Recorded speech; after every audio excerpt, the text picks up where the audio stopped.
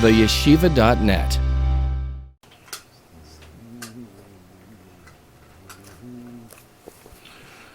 V'hinei b'shmini atzeres, right?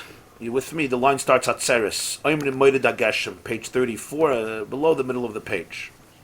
So we have nisach hamayim, nisach hayayin. You remember the difference? There's the pouring of the wine, there's the pouring of the water. Pouring of the wine is a whole year. Pouring of the water is on Sukkot, and it created a tremendous simcha.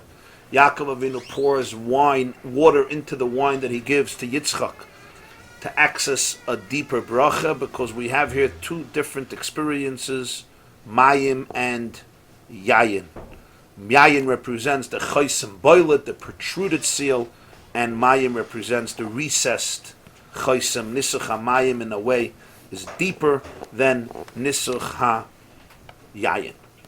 V'hinei b'shmini atzeres oimrim moeded hageshem. A whole sukkah you're pouring water. You're pouring water. What happens on Shmini Atzeres? You start saying geshem. Moeded hageshem. He starts descending the rain. You see what happens here? This is limtar hashamayim tishtamayim. You have been pouring water a whole sukkah, and now Shmini Atzeres is moeded hageshem. This is the mayin nukven that brings the mayin duchrin, the feminine waters that arouse the masculine flow. Shazau hamshachas mayin duchrin milmaila. This is the masculine waters flowing from above. Lias niklat giluy in seif baruch hu b'neshamas Yisrael mikerev ish v'leiv amok. That the full expression of the divine infinite energy should be entrenched in the neshamas of the Jewish people in the deepest form. And the diuk here is giluy in seif, because we're dealing here with mayim. Remember, the valley below brings forth the mountain above. The recessed seal below, when I take the recessed seal and I put it on the wax, what comes out? It protrudes, it sticks out. So it's always in the reverse. Kechoisem ha-mesapich simani kechoisem al-libecha kechoisem al-zroyacha. So therefore, the mayim below creates the har above. It creates the gilui, the revelation above, without levushim. Because when there's a shkia, when there's a sense of shkia in the sense of shekeya, indented, recessed in the Sarusa de Lasata, when the Sarusa de Lasata is eish, then it creates an Sarusa de Laela that is shekeya. My boilet creates a shekeya. But when the Sarusa de Lasata is one of mayim, in other words, not a chaysim boilet, but a chaysim shaikeya. So then the Sarusa de La'ela that's created is a gilui of chaysim boilet without any levushim, ha-mastirim, without any garments that eclipse. So he says, Shmini Atzeres is the moeded hageshem. Val zen nemar, this is pshat limitar hashamayim tishtamayim, to the rain of heaven. Will Eretz Yisrael drink water, shekadei laham shecham shachazu al yoina. The mitar hashamayim b'shmini atzeres, or the nisach hamayim b'chag hasukkos. Doesn't say mimtar hashamayim. It says limtar hashamayim. You first give the water, which then comes forth and comes back and reciprocates. There is a reciprocal relationship where the water comes down to the person. The mitar hashamayim. You have the nisach hamayim of sukkos, which brings the geshem of shmini atzeres. V'zeu hamashal hanal kadam hashoysel lechaverik t'sheyachzav v'yishtalai. A man pours his friend, so he then pours back to him. Hine al piza yuvana pasuk mi kel kamoicha noise oven v'ovid al pasha l'she'eris nachalosai. This is the meaning of the pasuk. This will give us a havana, a deeper havana. In the pasuk in Micha, we often say this pasuk. This pasuk is associated. We say it also in Tashlich. Mi kel kamoicha. We say it also at the end of Mafte Yoine, Yom Kippur after Mincha. Who is a God like you? Noisei Avoin, carry sins, Ovid al Pesha, forgo sins, l'she'eris nachalosai, for the remainder of his inheritance. The she'eris is from the word sha'ar, the leftovers, the remainder, nachalosai, of his nachala. This is a pasuk by the Navi Micha. Amru Arizal b'peidik beis Rosh Hashanah. Come the Chazal, and in the second peidik of Maseches Rosh Hashanah, Daf Yud Zayin, they say the pirush l'she'eris. The meaning of the word she'eris, what's pshat l'she'eris nachalasa? They say l'she'eris means Lemisha mesim atzmai keshirayim. Somebody who makes himself like shirayim. Shirayim means leftovers. What does this mean? You have two attitudes. Sometimes a person's attitude is, why you? Another attitude is, why me? That's mesim atzmai keshirayim. One attitude is, when I have leftovers, then I'll give you something. I'll throw you a bone. In other words, you'll get the shirayim. Another attitude is mesim atzmai keshirayim.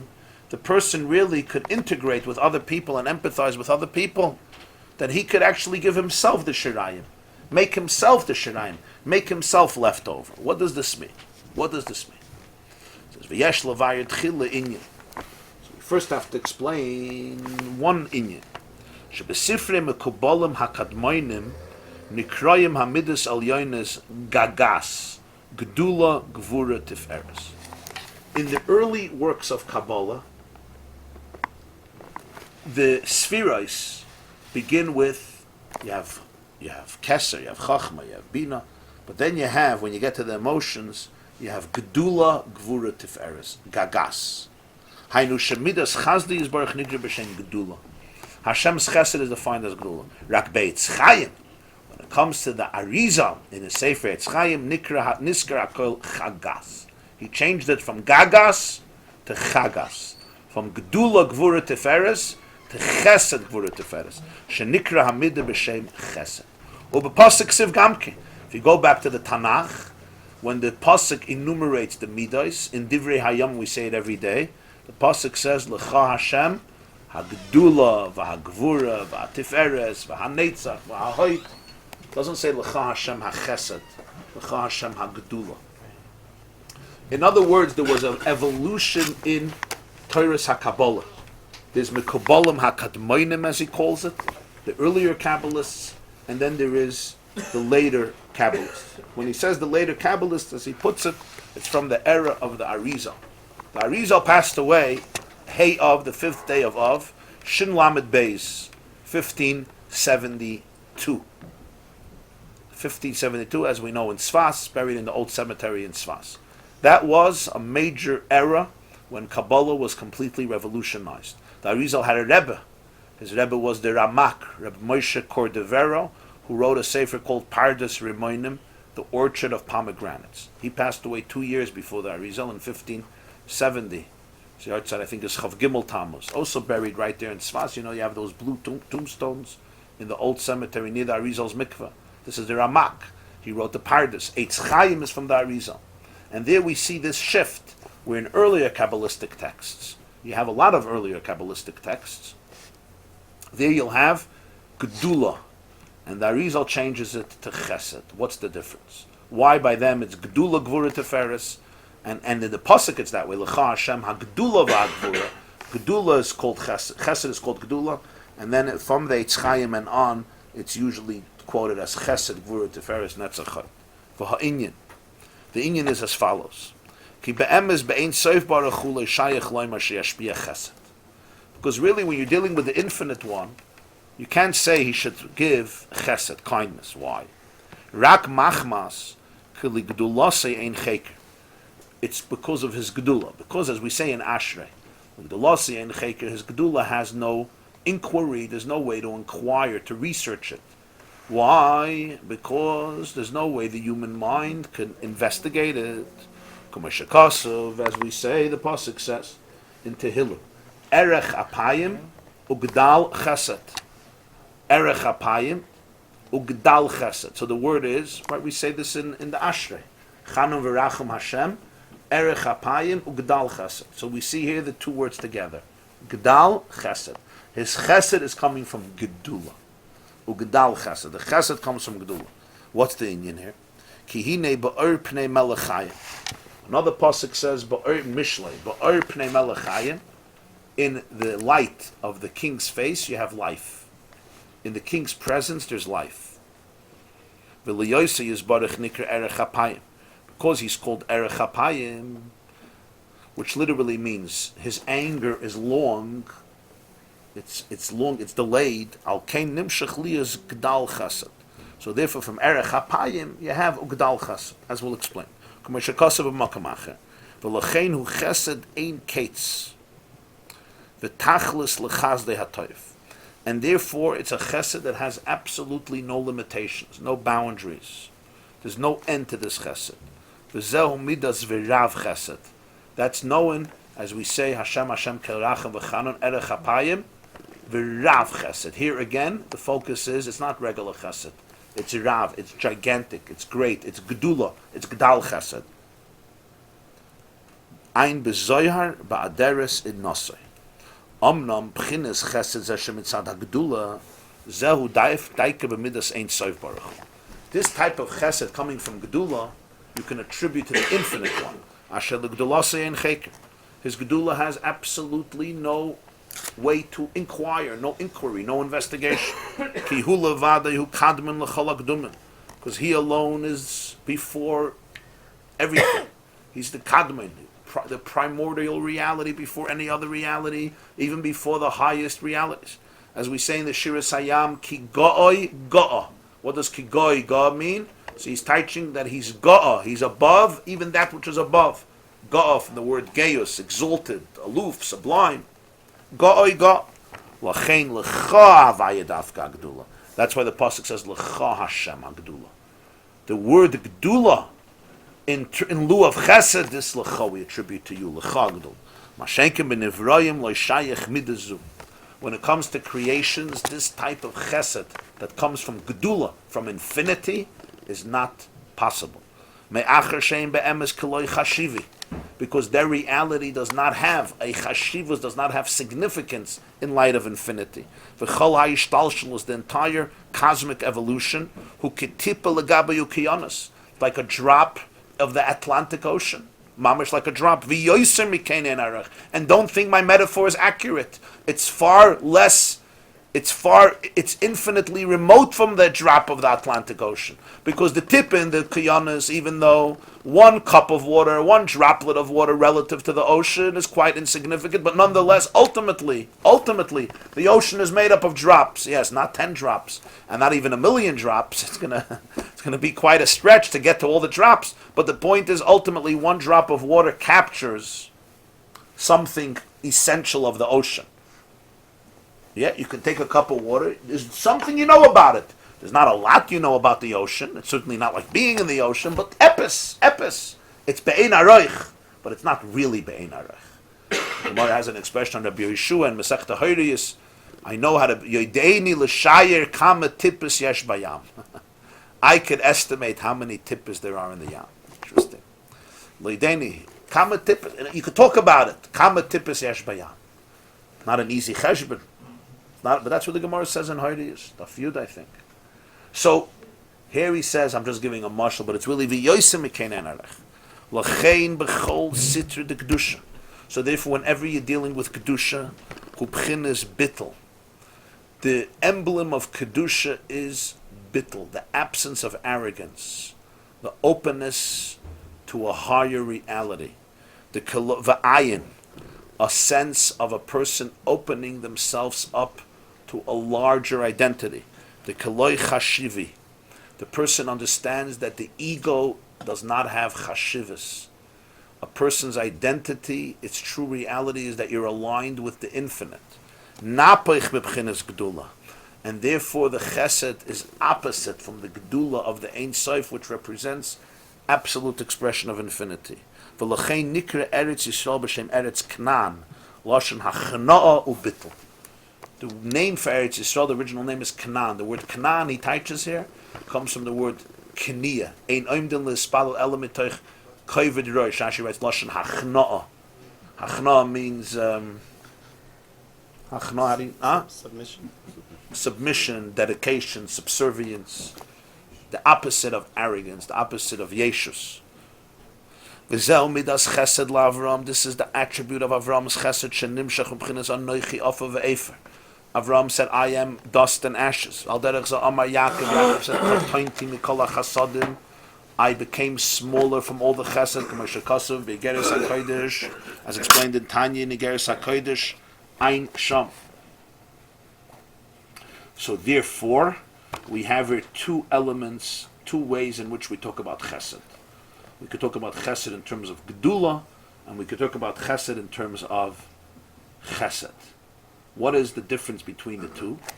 So this is the difference of, he says, how the Mekabolim spoke about Chesed before the Arizal, and how the Mekabolim spoke about Chesed after the Arizal.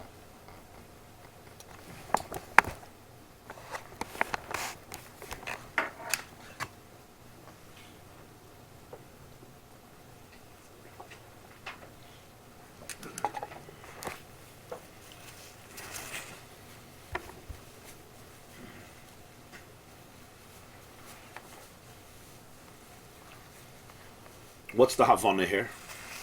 What's the Nekuda he's making?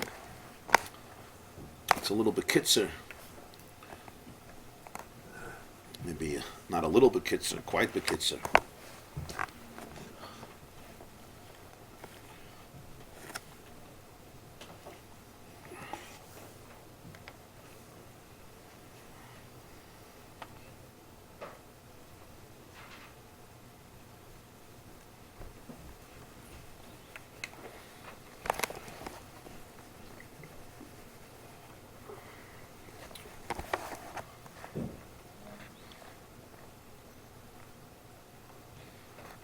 There are two forms of chesed.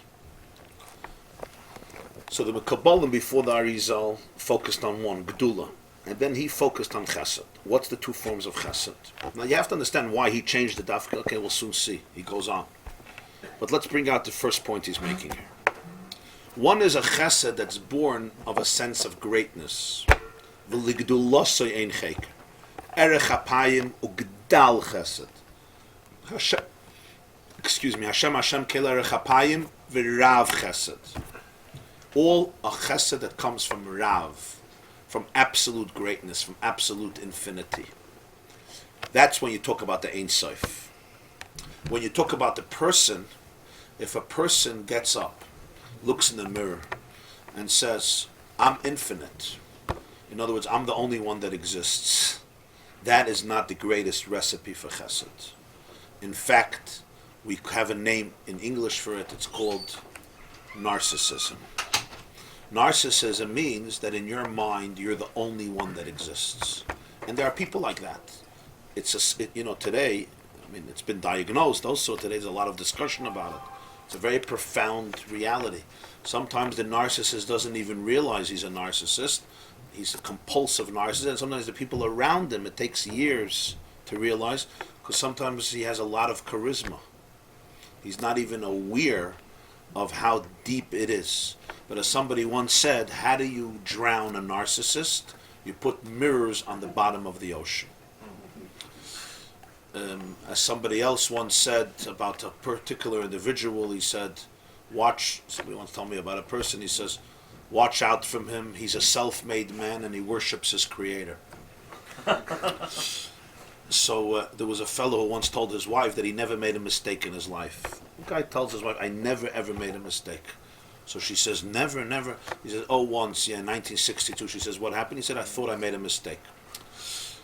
That was his mistake. So you have sometimes, if a person is going to cultivate that concept of Gedulah, Ligdulah si ein cheker, aniva af si oid, I'm infinite, I'm the Ein Sof, I'm the only existence, then automatically it's impossible for them to have real chesed. It's just going to be manipulative chesed.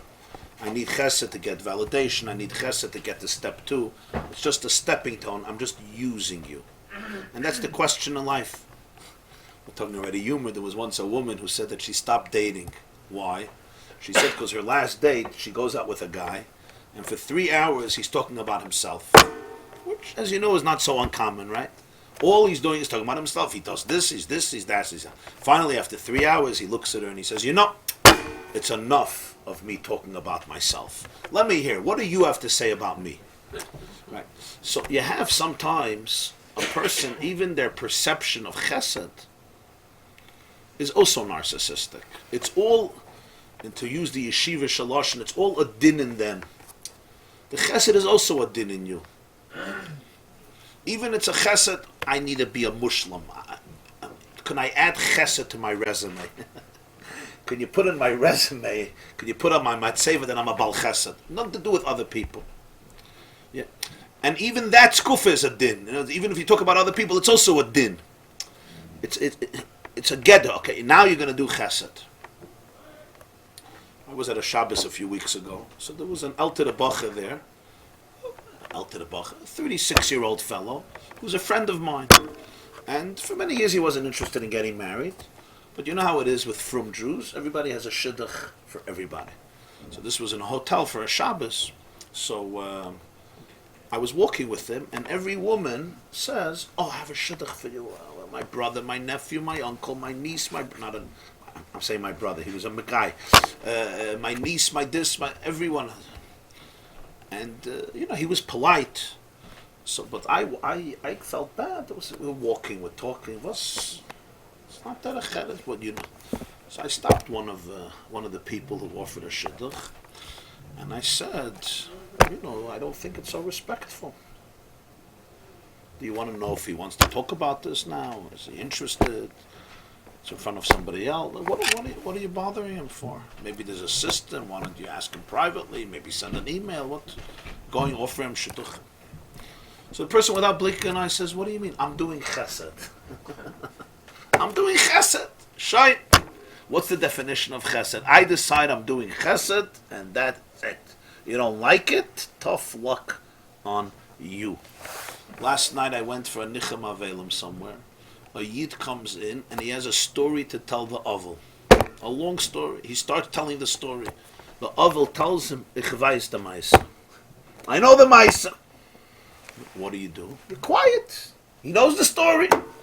So he turns to me. He says, "I'll tell you the story." So now I had to hear for 10 minutes the story. He came in with a story. He had to give it. He has a shia to give. He has to express himself. The guy is not ready to hear, chewing a head. Okay, we'll find another carbon to say it to. Okay. So that's maybe in a dramatic way. Now, I'm sure he meant well. I'm not judging him. Sometimes I get it. You have a cough, you got to let it out. But it's important for a person to understand, Chesed is not about, part of my resume is, I'm also kind. Part of my perfection is, part of my narcissism is that people don't call me a narcissist. Now you have this level. That's why the Arizal changed it. He says, the sense of Gedulah by Hashem, it's the other way around. God is the only reality. Hashem is reality. Ligdulasei ein cheker. He is the infinite reality. So therefore, that is reality.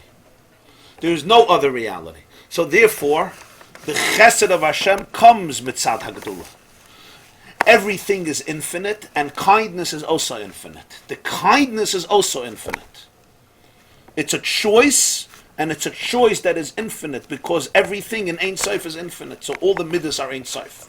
If a person applies that to himself and says, "Oh, I'm infinite, and therefore my Chesed is infinite," oh, that's the first problem. The moment you're infinite, the moment you fill up every space, there's no space for anybody else, you can't have Chesed. The first thing you need is, you need to have a sense of tzimtzum. A sense there's a place where I am not. There's something I have to learn from somebody else. There's space I have to create for somebody else. I'm not Ein Sof. I'm not infinite. Yaakov says, "Katointi mikol hachasad." Avraham Avinu says, "Anoichi afaveif." He says that's the klal in all kedusha. All kedusha is miyusad on the lack of arrogance. The definition of kedusha is that there's bittul. What is bittul? Bittul, as we spoke many times, doesn't mean you're a worthless shmata. Bittul means don't limit your existence to your egotistical perception of your existence, which actually makes you much smaller. And part of your true reality you can only learn from other people. You can only experience it in a relationship, in camaraderie. There was a Yid who once came to the Tzemach Tzedek, and he said that everybody in shul steps on me. That was his expression. Everyone in shul steps on me. So the Tzemach Tzedek said, "Du verspreist sich umetum, is vu metretnor is es avdir." You spread yourself everywhere. So wherever anybody steps, it's automatically on you.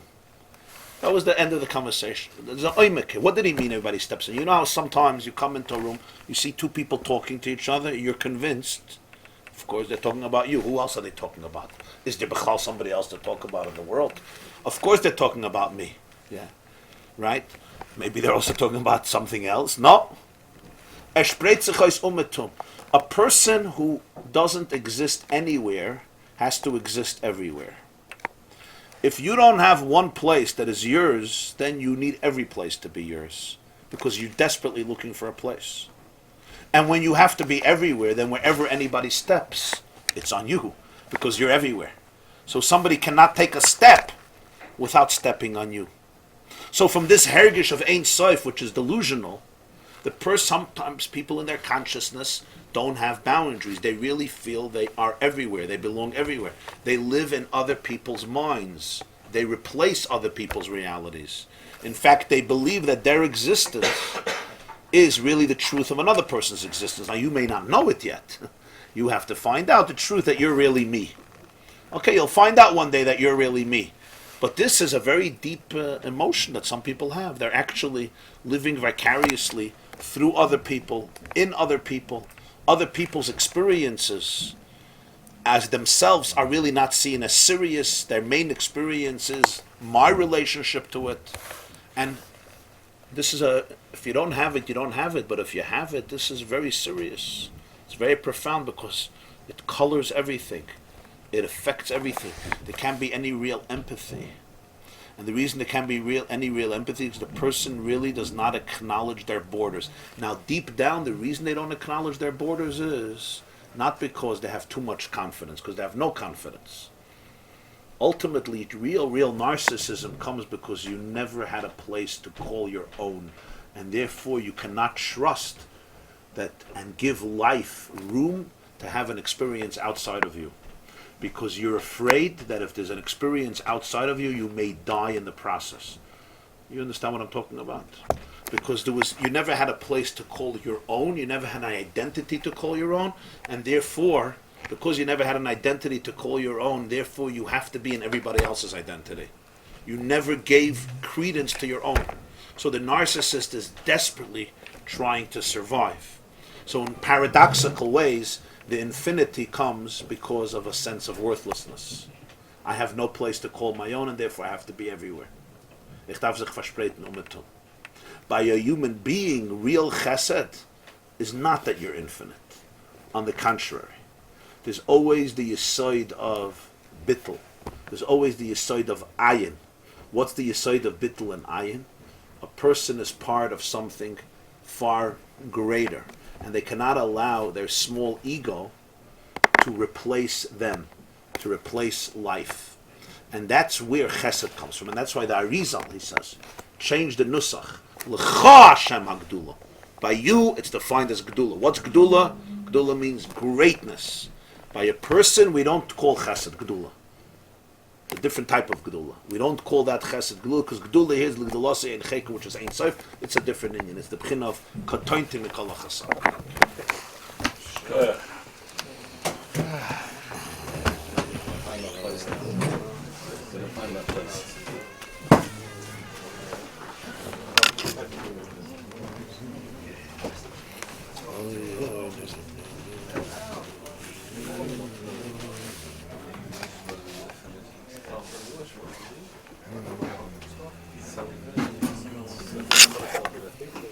Thank you very much. Sure. Thank you for coming.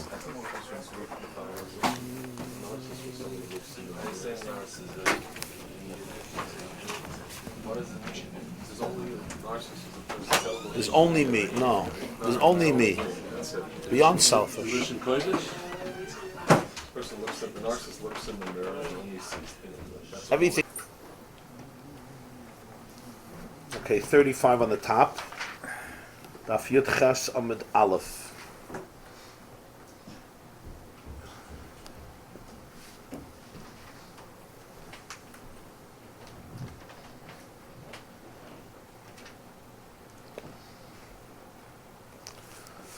So we explored the difference. Yes. Gedulah versus Chesed, yeah. Pre-Arizal, post-Arizal, yeah. It says Nahava. It's the opposite. Napich mebchinas Gedulah. It's not coming from arrogance. So what do you mean? In other words, by a person, there's two types of chesed, as we said. One is, it's not two types. By a person, Gedulah could become the antithesis of chesed. Gedulah means that you're infinite. As I said yesterday, the person believes there's nothing outside of him or nothing outside of her. What we would call absolute narcissism. I am the only one that exists. And when you suffer from that experience, it's a serious condition. You really cannot empathize. You cannot really see things from another person's perspective. A person emailed me yesterday, they were hearing online, they said they liked the class, but I did not explain enough how dangerous narcissism is. I don't know if this person has some experience or whatever, but they said I did not explain enough how dangerous it is. So I'm being mashlim and telling you that it's...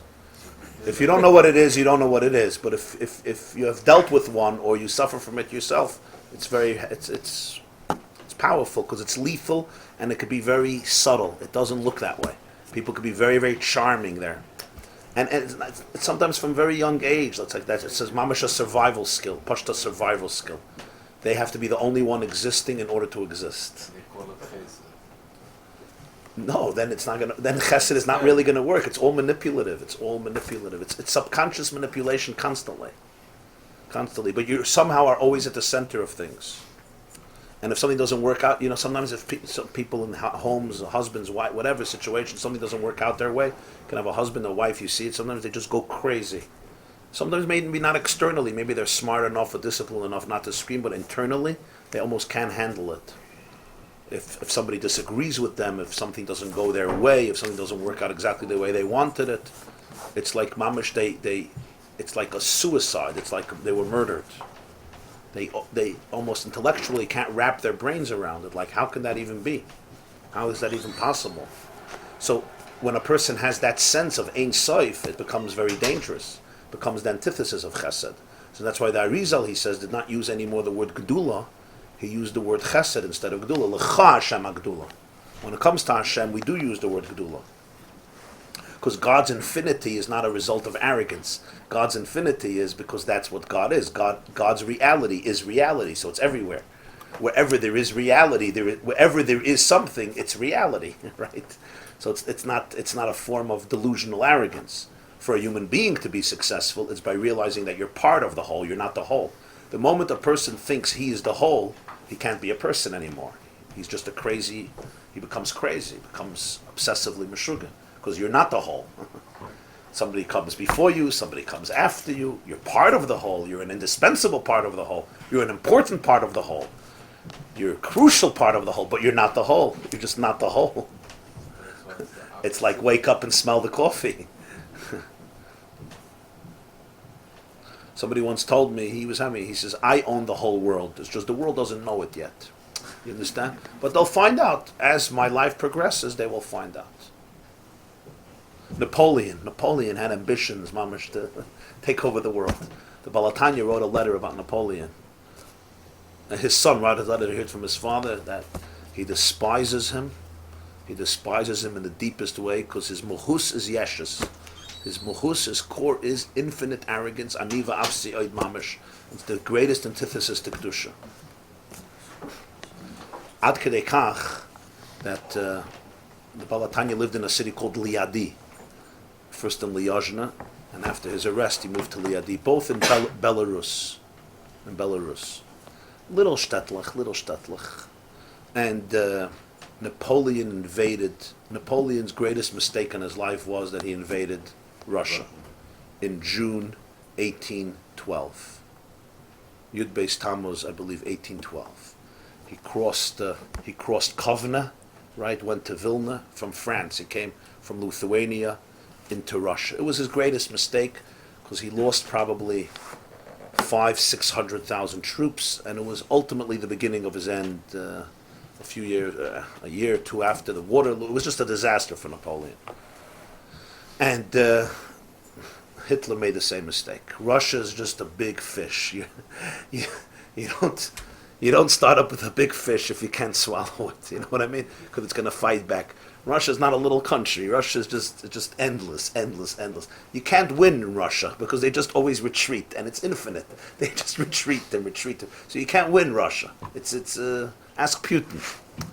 Russia is unique. It's an interesting phenomenon, Russia, right? You think Russia is New Jersey. People think Russia is New Jersey. Verstehst?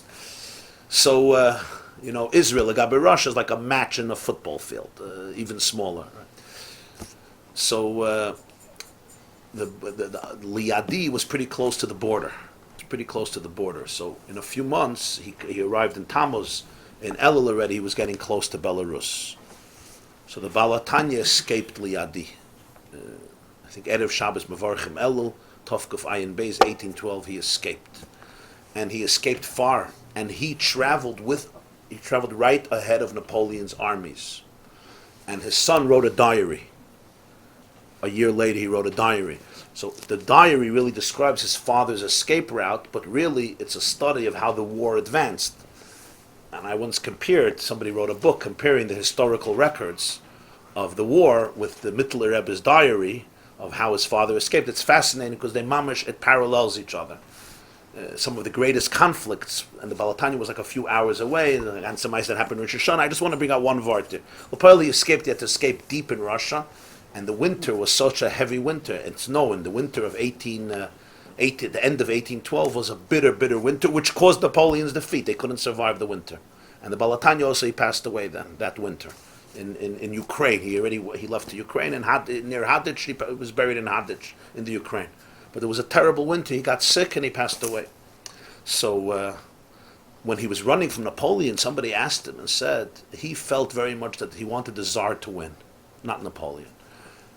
And as I said, he really despised Napoleon. So somebody asked him and said, I'll say it in Yiddish, and somebody said that Fanya meant a Russian peasant. So somebody said to the Balatanya, what are you so infatuated with the Tsar and with Russia that they should be victorious over France? Because a lot of the Gedulah Yisrael wanted Napoleon to win, because he promised emancipation, freedom, liberty. It was a big machlokes, Chassidus and Magid. A lot of Gedulah, many wanted he should win. Balatanya held that it's going to destroy us, it's going to destroy the Judaism, assimilation will be the worst. It was a very interesting machlokes they had.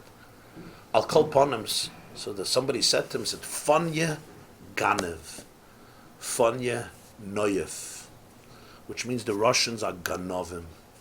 The Russians, the Tsar and his whole government are adulterers, Rotzchim. What are you so... Napoleon is the Russia and their tzaddikim, the anti-Semitism, and he knew what Russians were. He suffered terribly. He was almost sentenced to death from them. He knew what they were. So the Balatanya said, Fanya Ganev, Fanya Noyev, aber sie nicht kein Stire zu Hashem Echad. Und Napoleon is a Stire zu Hashem Echad. Which means he felt that Russia, there was a lot to be desired. But Napoleon had a sense of uninhibited arrogance.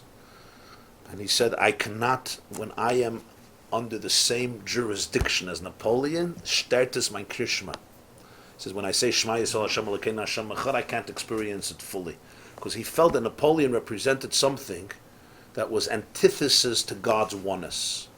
Where Russia, yes, there were a lot of promiscuity, a lot of immorality, but they had a certain religion in Russia. They were the Greek Orthodox fakert. They were very committed to religion, with all of the, all the poison and all the anti-Semitism and all the issues. But he felt there was something here. This is what we're talking about. When a person believes that he's Ein Sof, when a person believes he's infinite. Now, most people are not so delusional to think that they're mamish Ein Sof, but psychologically, we're talking here about the psychological experience when you cannot recognize your boundaries. In marriages, this is a very serious issue. When people do not recognize their boundaries and don't respect the fact that I end right here and you begin right here. And this place is not my space. Just like this space is not your space is not my space. And it's true, this is a big issue with children also. Right? One of the big issues we talk today about abuse and all that is violation of boundaries, that children have to know they have boundaries, and those boundaries need to be respected by other people, just like we expect from them to respect the boundaries of other people. If I'm eating soup, and suddenly you take your spoon and you put it into my soup, and it's a violation of boundaries. This is my soup, you just don't put your spoon into somebody else's soup and take it. Maybe if I'm eating potato chips and you take out potato chips, okay, that's minhag ha'olam, because you want to save me from the potato chips. But somebody's eating a soup, That's the main reason. You also want to eat the potato chips. When it comes to a soup, however, you don't put your spoon. I'm not talking if the person says, taste my soup. But regular, why? It's a violation of man. Now imagine when physical boundaries are violated, not just food, when bodily boundaries, and then the psychological violation of boundaries. It's playing with somebody else's tchum. I told you, I think last summer, my son came home from camp early, so we learned Mishnayos every morning. So I chose Masechta Eruvin. I like Masechta Eruvin. So we were learning Masechta Eruvin with him. So somebody comes in, the Rosh HaKollel comes in and says, "You're learning with a little boy Eruvin?" So I tell him in Yiddish, I say, "Ich halte das wichtig für Kinder Masechta Eruvin." I think it's important for Kinder because Eruvin is all about boundaries. Everything in Halacha acknowledges boundaries. When it comes to Shabbos, this is my boundary, this is our Yachid, this is our Rab, this is my house, your house, this is our courtyard, right? To turn a courtyard. The whole Eruvin is based on one thing. There's boundaries in life. Anyway, I hear that night, my mother-in-law was talking to my son, saying, "What are you doing?" So he's saying, "I'm learning with Tati in the morning, Masechta Eruvin." So she says, "What's that? Why then?" My Tati feels that it's important to know about boundaries. So we're learning a Masechta that deals with boundaries. He thinks that the kids have to know about boundaries. So we're learning Eruvin to teach us about boundaries. It was it was an endearing moment. What are psychological boundaries? You have to learn Masechta Eruvin for that. All Eruvin is really psychological. I know people think it's very, very technical. It is, but it's really a reflection of the concept of rishuyas. There's a rishus, and there's different rishuyas.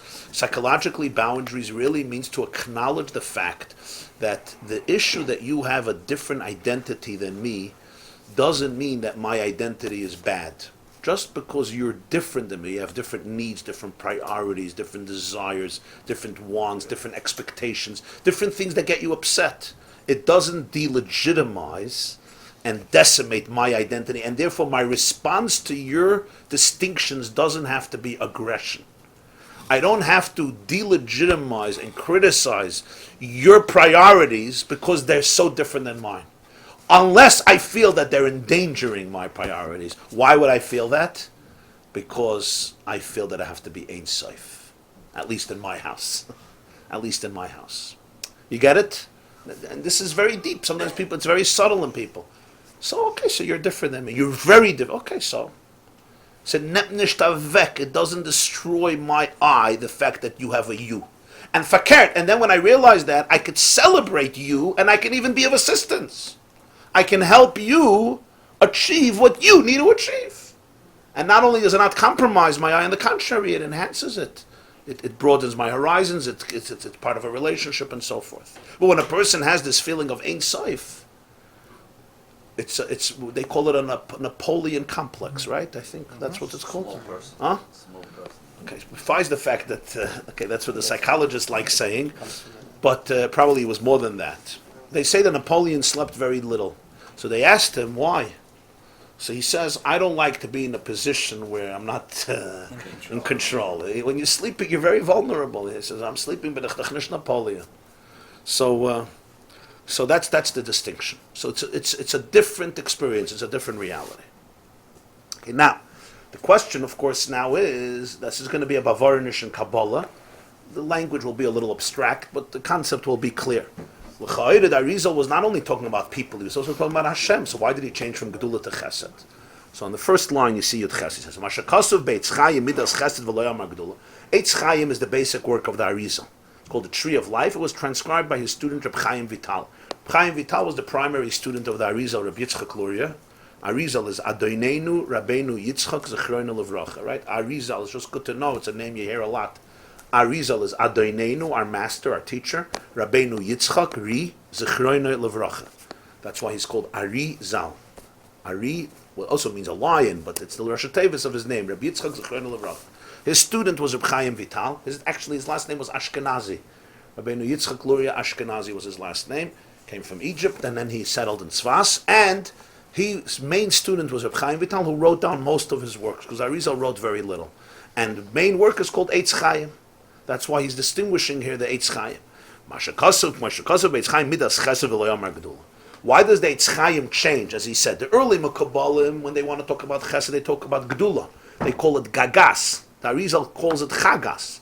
Not Gedulah Gvura Teferes, but Chesed Gvura Teferes. Why this change? So now he's going to give a Kabbalistic explanation, but the words here are very abstract. I'm just telling you, it's mystical code language of Kabbalah. Hainu, ki be'etz chayim medaber b'chesed de'ze'er anpin da'atzilus. Eitz Chaim, he's talking about the chesed of the world of Atzilus. Ze'er anpin means the small face, Ze'er anpin, which basically represents the 6 Midas of the world of Atzilus, Chesed, Gvur, Teferes, Netzach, Chayd, Yisayt. Asher hakelim him b'bchinas gvul v'tachlis, and the vessels there in Atzilus are known as being relatively finite. Reish Lamed Vav Alafim Revav Parsoyis. In Kabbalistic works, it gives a number 236,000 myriads of parsoyis of a parsa is 4 mil, basically of huge distances spiritually speaking. And that's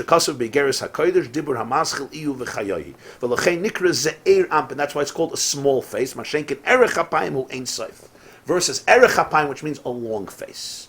In Kabbalah, there are 2 famous terms: Arich Anpin, Ze'er Anpin. Anybody who reads any of the literature knows Aleph, Za Aleph. Aleph is Erech Anpin, or a long face. Erech is from the word Aruch. Anpin means face. We have it in the Yud Gimel Midas Harachim. Hashem, Kel Rachim V'chanun, Erech Apayim. Literally, a long face. Rashi explains what's Erech Apayim. Af means anger. Erech Apayim means you're slow to anger, you're long to anger. In Kabbalah, that's not what Erech Apayim means. Actually, it's what it means, but it comes from a much deeper idea. Erech Apayim means a longer face, which represents an infinite face, versus Ze'er Anpin, which represents a small face. In other words, it's contracted, it's compressed. It's like when you see yourself in the mirror, and the mirror shrinks the image, so it's the same image. You have a picture of somebody. The picture is not the size of the person, but it's the whole person in the picture or in the mirror. So the whole body is reflected in a smaller. You have a cup of water, and sometimes the whole moon or the sun is reflected in the cup of water. The sun is a little larger than the cup of water, let's put it that way. But nonetheless, the glass of water, the cup of water, captures, so to speak, a reflection of the entire body of the sun.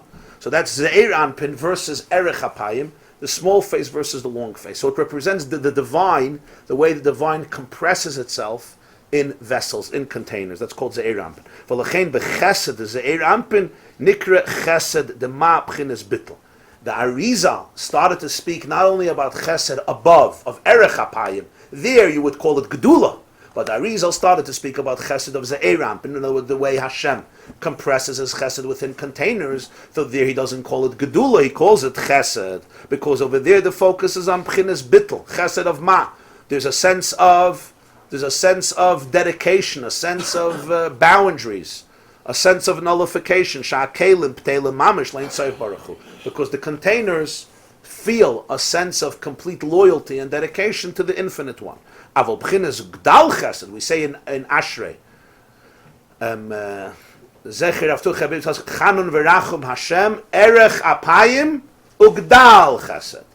the chesed that comes from Erech Apayim, from Gedulah. V'rav chesed, zel b'b'chines Arich Ampin shalom mayla me'atzilus. Gedulah comes from the chesed that's beyond the worlds, even the world of Atzilus, which is basically the highest spiritual manifestation of divine energy. Over there, the Arizal calls it Chesed. The earlier Mekabalim are speaking about Erech Apayim, Arich Ampin, they call it Gedulah. The Zohar makes a distinction between inner Chesed and outer Chesed, or in this context, infinite, the Chesed that comes from God's infinity, and the Chesed that comes from recognizing your boundaries.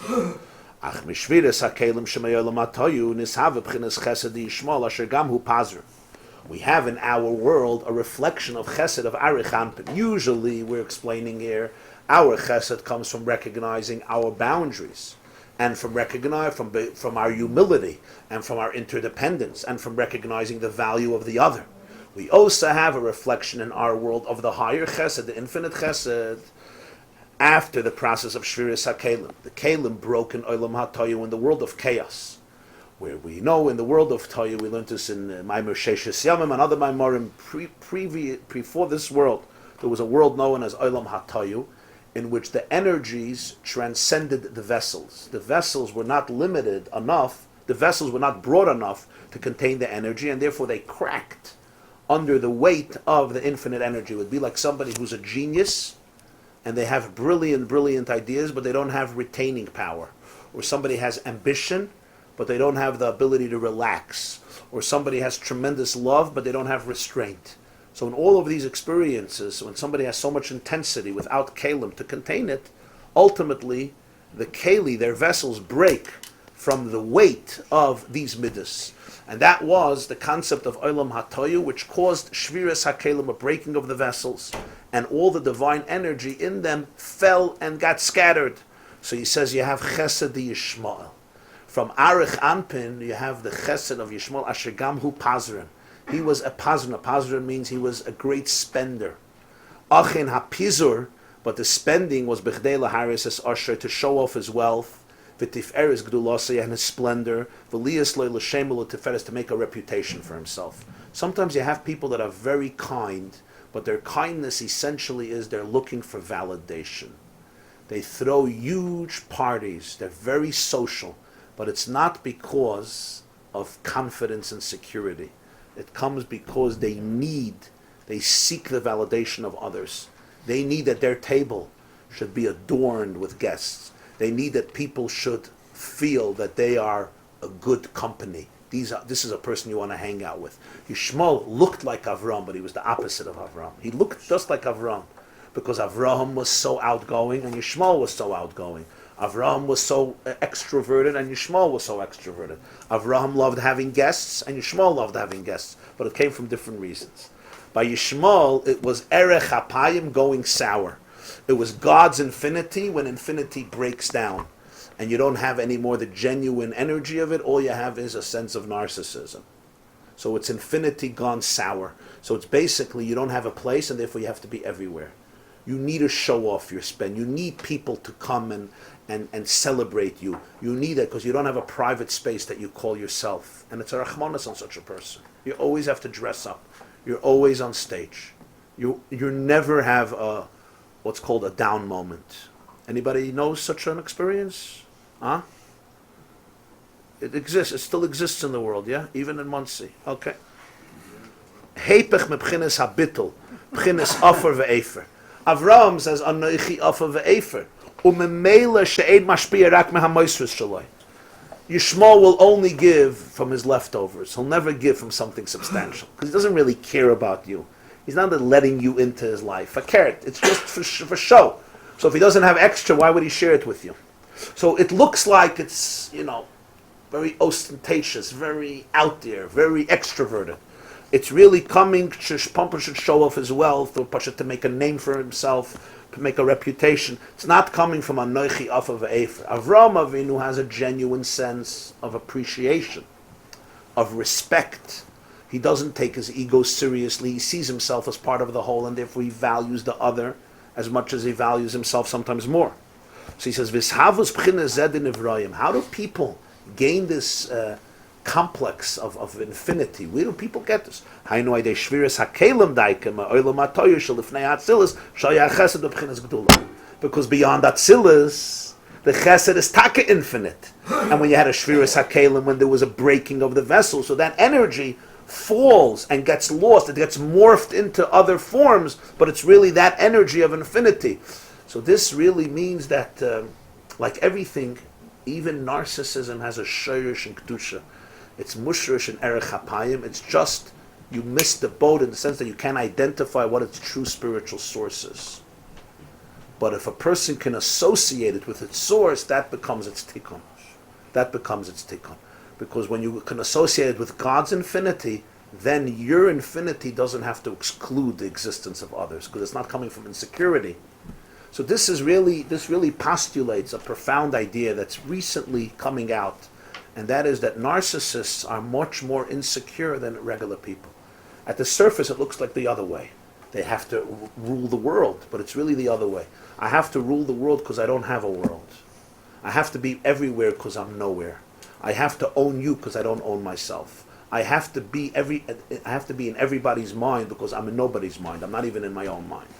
So therefore, my emotions are so dependent on your emotions. So sometimes when a person cannot respect their own emotions, they need they need to live vicariously through other people. So it's not coming from real arrogance, it's coming on the contrary, from terrible sense of mediocrity to a point of oblivion. But if you can align that with God's infinity, then everything changes around. So here he gives a few footnotes. A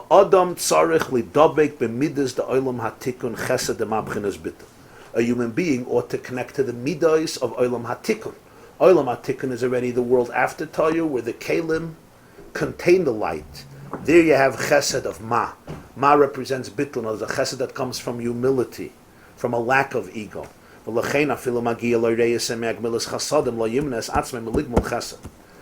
are the practical ramifications? Sometimes you do a favor to somebody, and it comes back to haunt you. There's a reisa. Not every Gemilas Chesed they make you a guest of honor. Sometimes you help somebody, right? Like somebody once told me, I don't know what favor I did to this guy that he hates me so much. Okay. Ich weiß nicht, was bechem getan that he hates me. What did I never did anything for him. I don't know why I deserve to be hated. Sometimes a Gemilas Chesed, Magil reisa. I'm not giving you extras. Sometimes I don't maybe have a lot. It's a difficult. Lo yimnes atzmei miligmal chesed. He won't stop. Because the chesed is not coming from a place of insecurity and arrogance. And therefore the moment I feel like I'm not getting what I need from you, it's all over and I'll only give you my extras. It's coming because he doesn't have to put himself at the center of the world. He could really consider somebody else as significant in a genuine way. And therefore he has the ability to actually transcend himself and give. And he's completely fine with that. He remains completely wholesome with that feeling. Now here's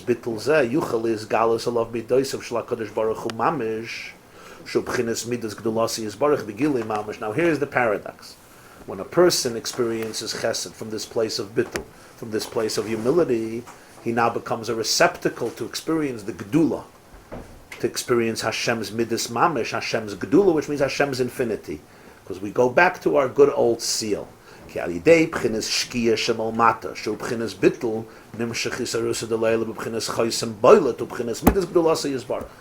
the person experiences the recessed cell, seal, the chaysim hashekeya, right, the seal that's indented, so the way it comes out on the other side is, it comes out protruded. So when there's sarusa de lasata, when a person's avoid is in a state of humility and bittul, he becomes a receptacle for the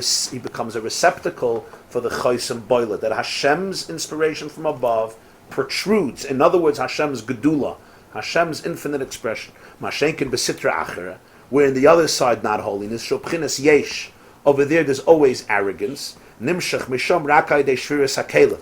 He can only get the infinite energy through a breaking of the vessels. V'zeu inyan la'oisei ritzaynei al achas kama v'kama. Do you see what he is in one line? The end of Masechta Makkas, Rabbi Akiva and his colleagues are traveling and they hear Koil Hamoina Shal Roimi. Rome is at its peak. Rabbi Akiva is living in the second century after the Common Era, a few years after Churban Bayesheni, or middle of Churban, a few decades after, and they're going and they hear what's happening in Rome. Rome is at the height of its power, at the height of its success, and all the Chachamim are crying and Rabbi Akiva is laughing. They say, what are you crying for? They ask, what are you laughing? He says, what are you crying? And they say, how could we not cry? The Beis HaMikdash is decimated. Beis HaLekeinu Sarav Be'esh. And look at these guys. Look at the height of Roman culture and success. Rabbi Akiva says, that's why I'm laughing. If this is what they're getting, imagine the Oisir Tzayna, those who do Hashem's will, what they're getting. So Balabatish, what he means is, in the future, we'll get our reward. Don't worry about it. And look what it's going to look like. From Rome, you can see what it's going to look like. That's pshat. The Baal Tanya goes a step deeper. He's talking about now. He says, if Oivre Ritzoyne get is, their whole access to divinity is through Shviras HaKelim, through the breaking of the vessels. You could get infinity from its source. Everyone is looking for infinity. Everybody is looking for the wholesome divine reality. But when a person gets it through Yeshus, they can only get it through Shviras HaKelim. In other words, they can get the energy that's fragmented, that's broken, not the real, authentic relationship. They get directly because from Chosem HaShekeya, you reach the Chosem Boilet. That's what he says. Your Teufus.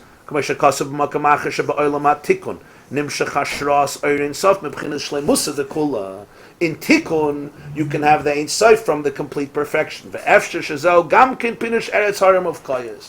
may also be the pshat of it's a land of mountains and valleys.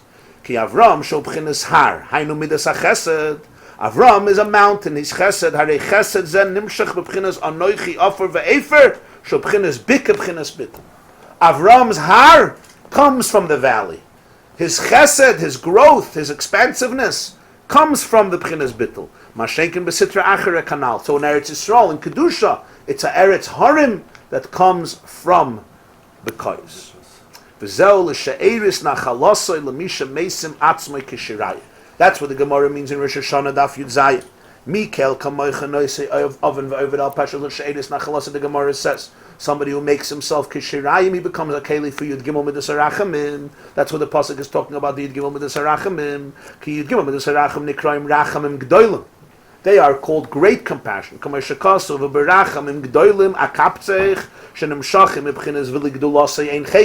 They come from his infinity. Where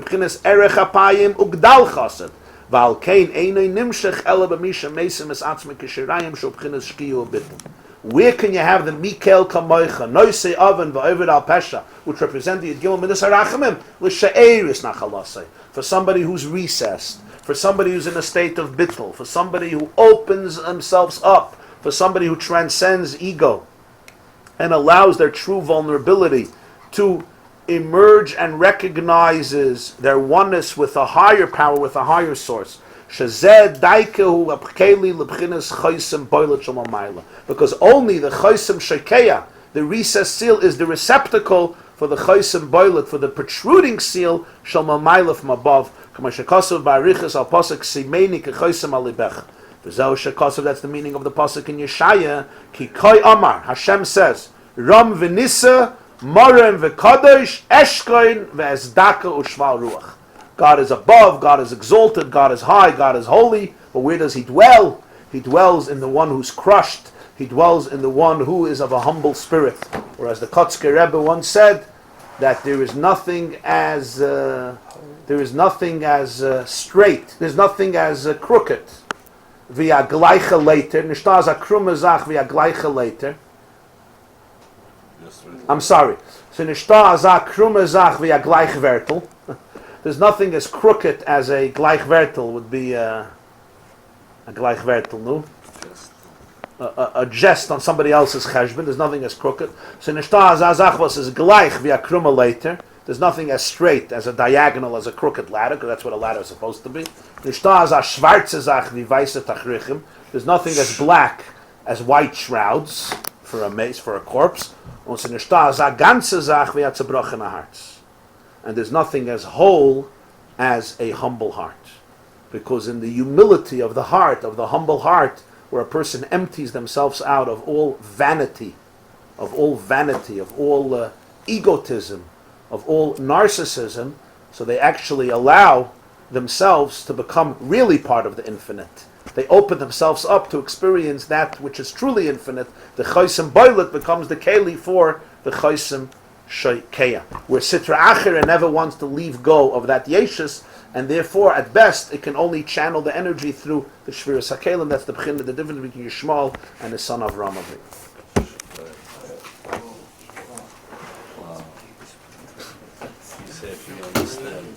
Like I go to harmonic, do I understand? But it sounds good. You go to a perfume factory. Say it good. It smells good. You hear what he says? He says he doesn't understand, but if you go to a Philharmonic orchestra, the music sounds good. Versteht nicht, but the music sounds good. A gute Marshal. A gute Marshal for Chassidus. This class is brought to you by theyeshiva.net. Please help us continue the classes. Make even a small contribution at www.theyeshiva.net/donate.